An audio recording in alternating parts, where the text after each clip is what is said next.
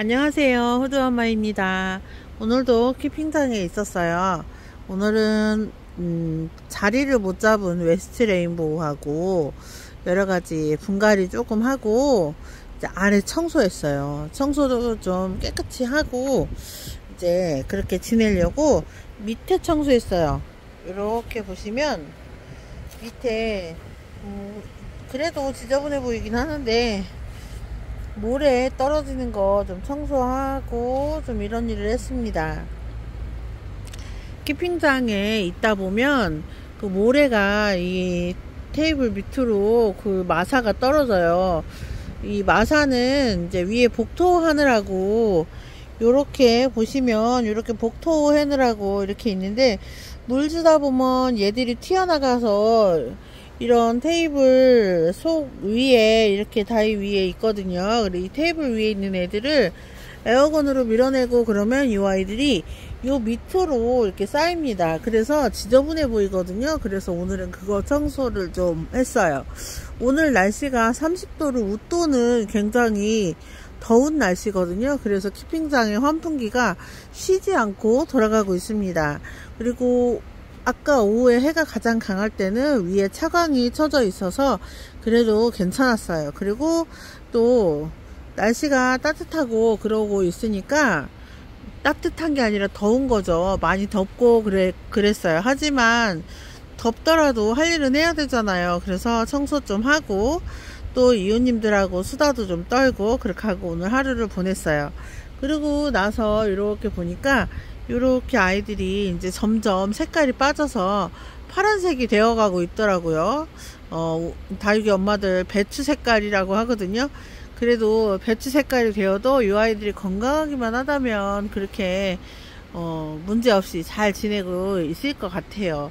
다육이들은 지금 한참 물이 빠져서 이제 점점 초록초록해지고 푸르딩딩해집니다. 하지만 아이들은 점점 예뻐져요. 여러분들 핑크색 도는 아이들이 물 빠지면 무슨 색 되는지 아세요? 자, 핑크색 되는 아이가 물 빠지면 이런 식으로 그레이빛이 돌아요. 이 아이가 루비도나예요. 엄청 핑크빛으로 예쁜 아이인데 요런 아이들이 물 빠지니까 그레이 색깔로 거의 회색 빛깔에 가깝게 물이 빠지더라고요. 또 하나의 보여드릴게요. 지금 이 아이 부캐는 물을 안 뺐는데 물이 속 안에 보면 점점 빠지고 있는 게 느껴져요. 물 빠지면 이 아이도 그레이 색깔로 빠질 거예요.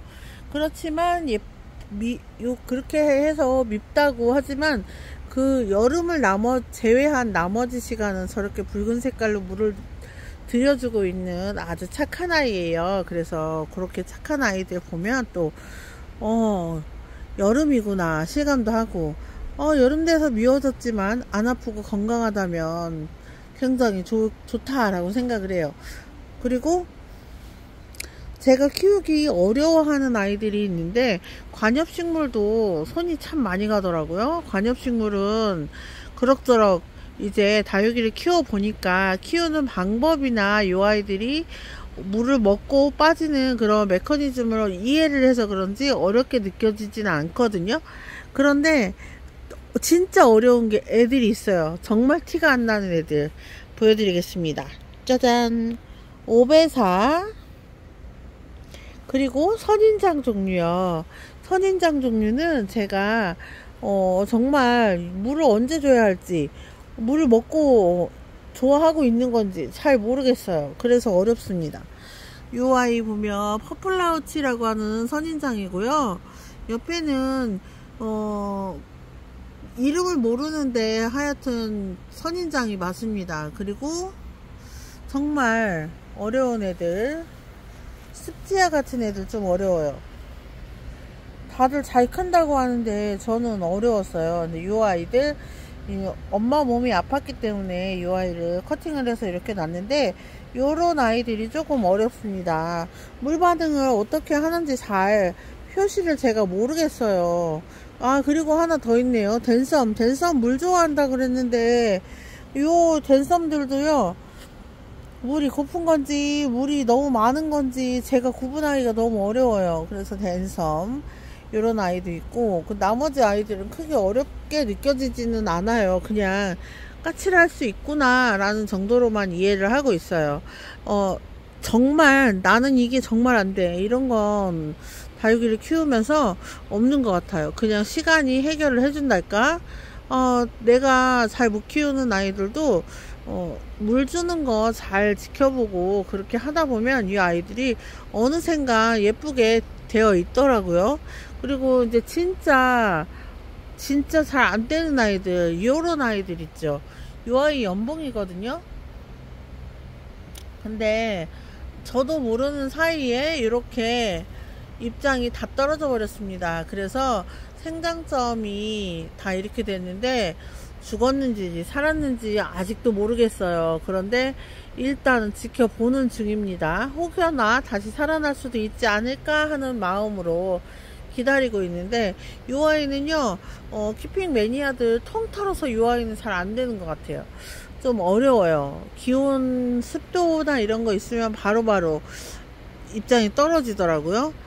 라울이나 방울복랑금 같은 아이들도 입장이 두툼하잖아요. 동그랗고, 그리고 수분 함량이 많기 때문에 여름에 좀 어려울 수 있거든요. 여러 방울복랑 같은 아이들은 이 목대에 입장이 이렇게 두툼한 입장이 붙어 있기 때문에 이 아이들이 버티는 힘이 없잖아요. 그럼 여름에 우수수 떨어지는 그런 일이 발생을 해요. 그런데 이 아이들보다 연봉이 더 어려운 것 같습니다.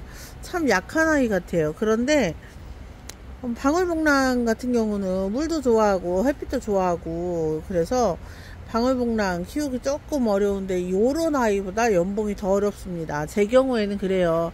온도와 습도가 잘 맞으면 저 아이가 저렇게 되는 일은 없었을 텐데, 저 같은 경우는 저렇게 돼서 약간 속상한 마음이 있어요.